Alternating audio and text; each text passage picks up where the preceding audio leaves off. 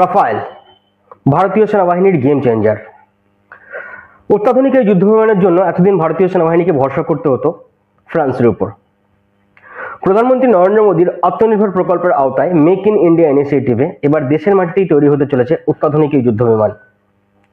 এই মুহূর্তে ভারতীয় সেনাবাহিনীর 114টি রাফায়েলের প্রয়োজন, যার মধ্যে 18টি সরাসরি কেনা হবে ফ্রান্স থেকে, বাকি 96টি তৈরি হবে দেশের মাটিতে। ফ্রান্সের রাফায়েল প্রস্তুতকারক সংস্থা ডাসল্ট এভিয়েশন ও ইন্ডিয়ার টাটা অ্যাডভান্স সিস্টেম লিমিটেডের যৌথ উদ্যোগে দেশের মাটিতেই তৈরি হবে বাকি 96টি রাফায়েল। এই 96টি রাফায়েল দুটো ধাপে তৈরি করা হবে। প্রথম ধাপের রাফায়েলগুলিতে 30% ভারতীয় যন্ত্রাংশ ইউজ করা হবে এবং দ্বিতীয় ধাপে সেটা হয়ে যাবে 60%। এছাড়াও টেকনোলজি ট্রান্সফার সহ রাফায়েল ফাইটার জেটগুলোকে আপগ্রেড করা হবে 4th জেনারেশন এবং 5th জেনারেশন।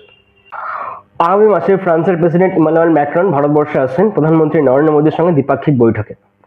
সেখানেই ফাইনালাইজ হবে এই ডিল, আর যেটা হতে চলেছে স্বাধীন ভারতের সব থেকে বড় ডিফেন্স ডিল, যার মূল্য প্রায় 3,25,000 কোটি টাকা।